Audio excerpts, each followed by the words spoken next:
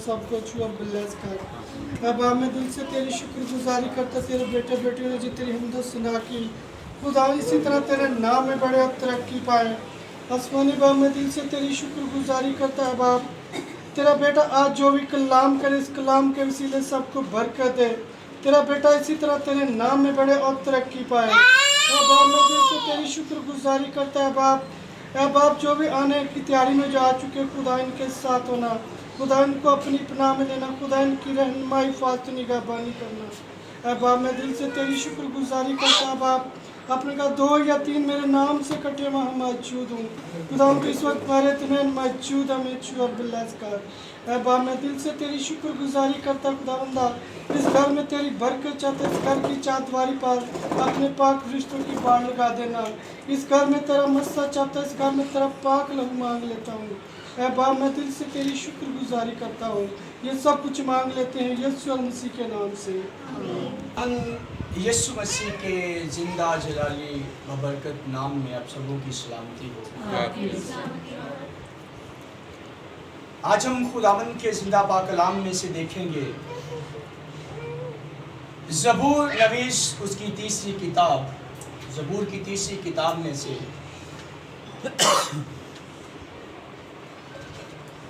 77 ज़बूर 77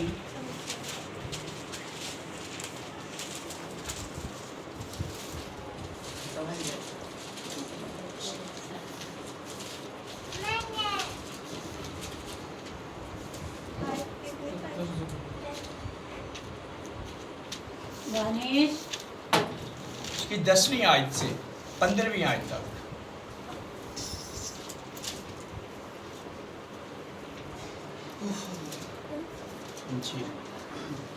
ज़बूर की तीसरी किताब और उसका 77 ज़बूर और उसकी 10वीं आयत से खुदावंद के जिंदा पाक कलाम में यूं लिखा है, फिर मैंने कहा यह मेरी ही कमजोरी है, मैं तो अब ताला की कुदरत के ज़माना को याद करूंगा।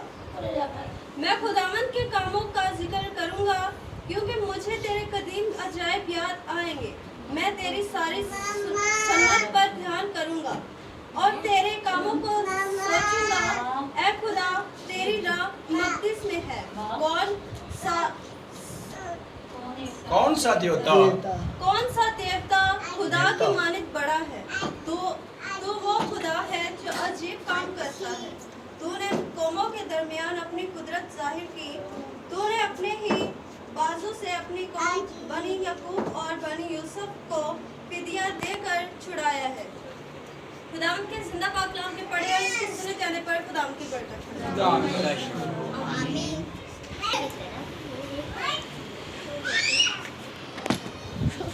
मेरे अजीजों, इस ज़बूर का मज़मून है मुसीबत के वक्त तसल्ली, और इसका लिखने वाला जो है वो है आसिफ। अब कितने लोग हैं जो आसिफ को जानते हैं?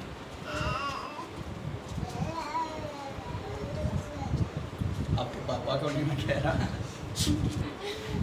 इस ज़बूर के जो लिखने वाला है, मैं उस आसिफ की बात कर रहा हूँ, क्योंकि अक्सर हम सब जितने भी बैठे हैं, हम में से ज़्यादातर लोग यही जानते हैं कि ज़बूर की एक किताब है और इसका लिखने वाला भी एक ही है।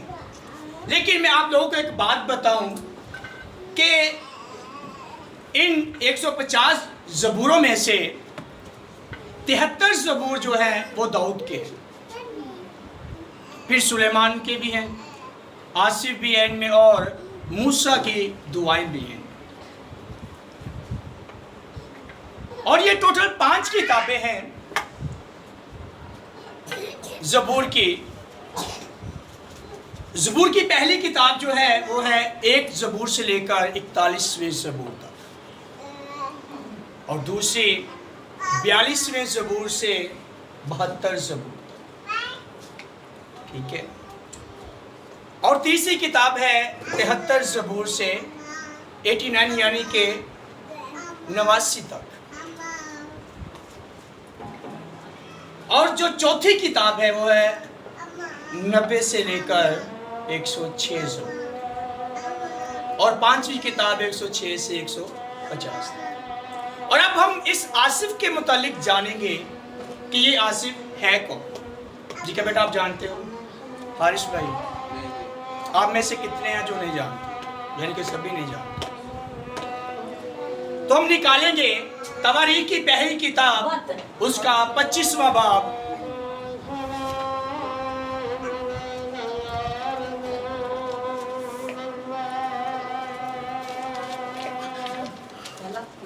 जी पहला तवारीख उसका 25वां बाब और उसकी पहली आयत से।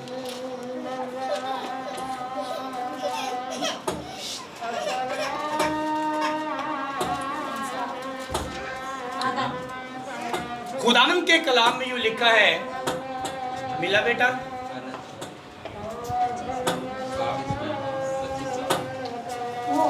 418 सफ़ा नंबर। अरुण पढ़ी दो। पहला तवारीख इसका 25वां बाब और पहली आयत से। फिर दाऊद और लश्कर के सरदारों ने आसिफ और सुलेमान ईमान और यदातून के बेटों में से बाजों को खिदमत के लिए अलग किया, ताकि वो बरबत और सितार और जान से नबूवत करे, और जो उस काम को करते थे उनका शुमार उनकी खिदमत के मुताबिक ये था। खुदावंद की पाक कलाम को पढ़ो और समझाने में खुदावंद की बरकत हो। अब मेरे अजीजों, आसिफ और यदातून और हेमान, दाऊद और सुलेमान, इन दोनों की बादशाहत में जो आसिफ है ना, जैसे एक क्वायर लीडर होता है, ये क्वायर को लीड भी करता था और खुदा की परस्तिश भी करता था, और खुदा ने इसको नबूवत की रूह भी दी थी, क्योंकि ये बादशाहों के सामने जाकर क्या करता था? नबूवत करता था। हीमान वो भी जुमायत में साथ बजाने वाला, और यदातून वो क्या करता था? इनको क्या करता था? वो राग बना के देता था। अब हम इस ज़बूर में देखते हैं, हमें 3 हिस्से मिलते हैं यहाँ पे। कितने? हम पहली आयत से देखें तो लिखा है, मैं बुलंद आवाज से खुदावंद के हजूर फरियाद करूंगा, खुदा ही के हजूर बुलंद आवाज से, और वो मेरी तरफ कान लगाएगा। अब मुसीबत में आसिफ खुदा को याद कर। अगर हम 5वीं आयत में देखें तो लिखा है, सॉरी, हाँ 5वीं आयत, मैं गुज़श्ता अयाम पर यानी कदीम ज़माना के बरसों पर सोचता रहा, मुझे रात को अपना गीत याद आता है, मैं अपने दिल ही में सोचता हूँ, क्या खुदावंद हमेशा के लिए हमें छोड़ देगा? अब इंसान जब मुसीबत में होता है ना, तो उसके ज़हन में बहुत से सवाल आते हैं, उसकी ज़िंदगी में बहुत ज़्यादा सवाल आते हैं। अब खुदा का परस्तार है, कुवाइल का लीडर है, नबूवत करने वाला है, पता नहीं किस मुश्किल से गुजर रहा है, लेकिन इसके बयान जो है ना, वो हमें बता रहे हैं कि किसी मुश्किल से, ये मुश्किल हालात से गुजर रहा है। कह रहा है 7वीं आयत में, क्या खुदावंद हमेशा के लिए छोड़ देगा? क्या वो फिर कभी मेहरबान ना होगा? सवाल कर रहा है। क्या कर रहा है? सवाल कर रहा है। किससे कर रहा है सवाल? खुदा से और अपने आप से। फिर अगर हम 10वीं आयत में देखें, ये सारे सवाल करने के बाद वो क्या करता है? हमारे जैसा नहीं है वो कि हम खुदा पे ही सारे दोष जो है ना, हम खुदा पे या किसी दूसरे पे दे दें। लिखा है, वो कहता है, फिर मैंने कहा ये मेरी ही कमजोरी है। उसने खुदा से सवाल करने के बाद लिखा है कि वो कहता है, क्या खुदावंद हमेशा के लिए हमें छोड़ दे? कि हमेशा के लिए छोड़ देगा ना? क्या उसका वादा अब तक बातिल हो गया? नहीं, वो कहता है कि इसमें किसकी कमजोरी है? मेरी कमजोरी है। आज हम अपनी जिंदगियों पे गौर करें कि अगर हमारी दुआ सुनी नहीं जा रही, हम किसी मुसीबत में हैं, उससे निकल नहीं रहे, अगर हम किसी मुश्किलात से गुजर रहे हैं तो हमारा सामना अच्छाई से नहीं हो रहा, या कि अच्छे रास्ते से नहीं हो रहा, या मुसीबतों से हम आज़ाद नहीं हो रहे, तो फिर हम खुदा को दोष देना शुरू कर दें। नहीं, बल्कि हम सोचें। कहता है फिर मैंने कहा ये मेरी ही कमजोरी है, मैं तो हक ताला की कुदरत के ज़माना को याद करूं। फिर वो कहता है कि मैं हक ताला की कुदरत के ज़माना को मैं याद करूंगा कि कैसे खुदावंद ने अब्राहम से वादा किया और कैसे खुदावंद ने अपनी हैकल को तैयार करवाया, कैसे खुदावंद ने ज़मीन को, आसमान को और फिर आदम को बनाया। मैं उसके अजाइब को, उसकी कुदरत को और उसके कामों को क्या करूंगा, याद करूंगा, क्योंकि खुदावंद कहता है कि मेरा हाथ इतना छोटा नहीं हो क्या कि बचा ना सके, या मेरा कान इतना भाई नहीं कि सुन ना सके। लेकिन करना क्या है कि हमें अपने आप पर गौर करना। जब हम अपने आप पे गौर करेंगे ना कि हम कमजोर हैं, फिर हमें कुछ नहीं करना, फिर खुदावंद के हुजूर झुक जाना। जैसे ये कह रहा है मैं खुदावंद के कामों का जिक्र करूंगा। कब करेंगे जिक्र? जब हम बाइबल को पढ़ेंगे, खुदा के कलाम को पढ़ेंगे, फिर हम दूसरों से बयान करेंगे, फिर हम दूसरों से खुदा के कामों का, उसके अजाइब का और अपनी जिंदगी में जो हमारी जिंदगी में उसने बड़े बड़े काम किए हैं, बड़े बड़े मौजज़े किए हैं, उनका जिक्र फिर हम लोगों से करेंगे। फिर हम कहेंगे कि मैं गिर गया था, मेरे खुदावंद ने मुझे उठा खड़ा किया। मैं तेरी सारी सन्नत पर ध्यान करूंगा और तेरे कामों को सोचूंगा। सन्नत यानी कि कारीगरी जिसे कहा जाता है, यानी कि वो काम जो इंसान करता है। कहता है कि मैं तेरी सारी सन्नत पर क्या करूंगा, ध्यान करूंगा, मैं निगाह दिलाऊंगा, यानी कि मैं अपनी निगाह को, अपनी नजरों को दुनिया के हर तरफ लेकर जाऊंगा और तेरे कामों को याद करूंगा, तेरी सन्नत की, तेरी कारागरी को।